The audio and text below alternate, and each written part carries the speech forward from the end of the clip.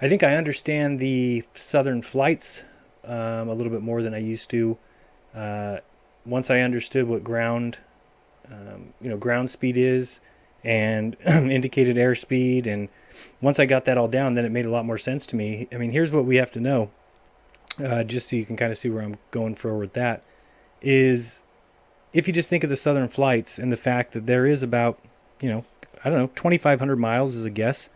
Difference between, let me bring up a flat Earth map, just so we can look at it together, but you'll see, oops, that's not what I wanted to do, there we go.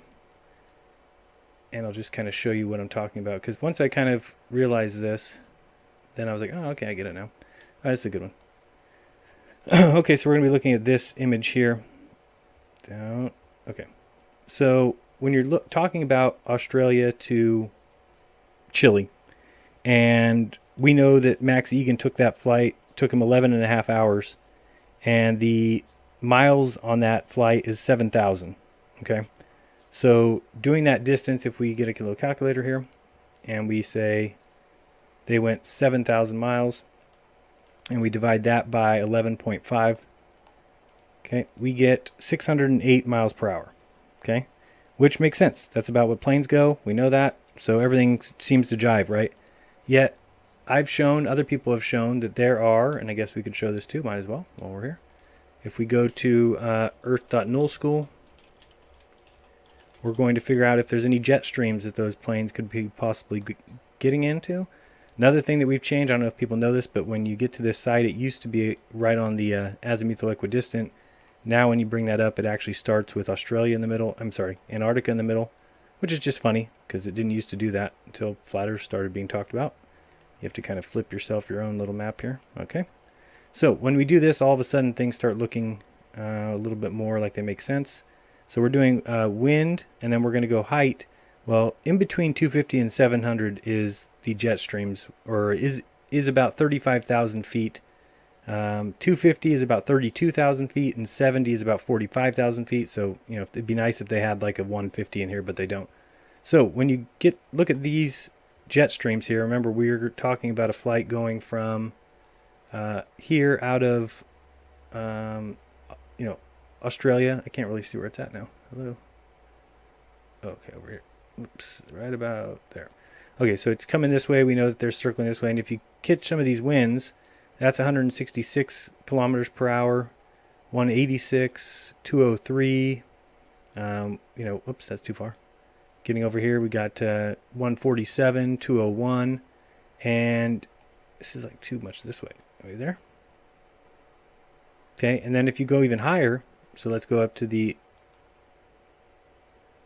70 here, then you can see you've got winds at 116, at 100.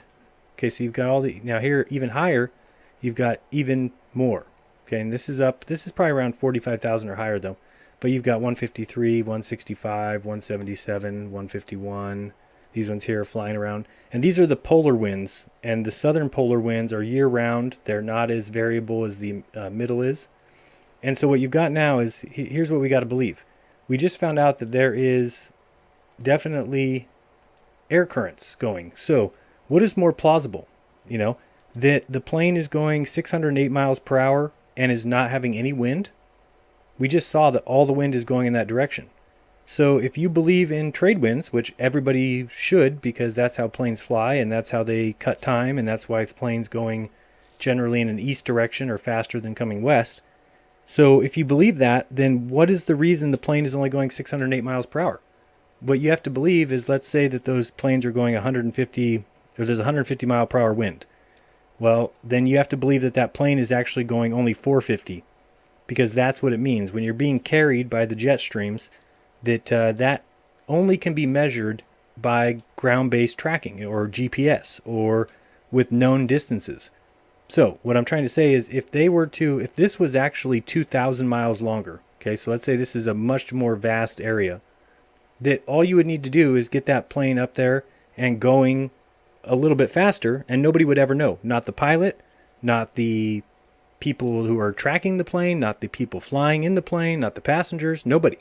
Because there's nothing to tell you that what's happening. Basically, we know that they can add that 150 miles per hour to that speed. And again, if you take that, let's just take 150. So if instead of 608, now we add 150, now we've got 758 miles per hour. And then you can times that by the 11.5.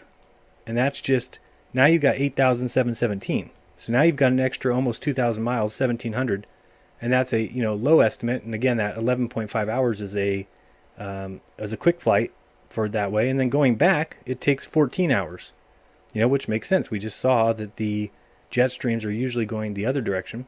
So really just something that I think I've changed my mind on before. I was a little bit confused how that all worked, but now it's like, well, wait a second.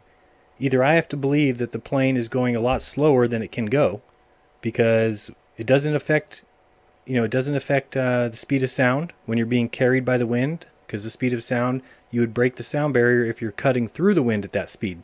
But if you're being carried by any trade winds, you just set the plane to 0.95 Mach and go. So either you have to believe that the plane is going 450 for some reason. I don't know why. No planes go just cruising at 450 for some reason. And then letting the jet streams pull them up to 600. Or the plane is really going as fast as it can, probably 650, plus an additional 150 miles per hour that makes up that distance. Again, the reason this would not be known is because if all they can base it off of is ground speed. So it's basically how much distance is the plane covering in a certain amount of time. Well, if there's a deception there, nobody would know. You just have to accept the fact that the plane is actually going 450, being carried with winds, and for some reason the plane doesn't maximize its fuel efficiency and actually get up in the winds and go as fast as it can. It just feels like cruising. I don't believe that, and I think that's the answer. That if it were true that and there's a lot of people out there that think southern flights disprove the flat Earth, and actually the southern flights prove the flat Earth. So, or at least evidence towards it. So, amongst many others. So let's go back and see if there's any more chat here. What was I saying before we got on that? I took a diverge, didn't I? I was going to check if anybody had any questions. I see people punching in questions on ask.fm. I'll get to those after. Let's see here. So what is hilarious? You can't just say it's hilarious. It's hilarious that people question where they live when they're given no evidence. That's what's hilarious, I guess. They probably do cancel the flight when the winds are low. I wouldn't doubt that. Again, here's another thing, is if it was real, the distance was exactly like we're given. People say, how could you question the distance? It says it's 7,000 miles.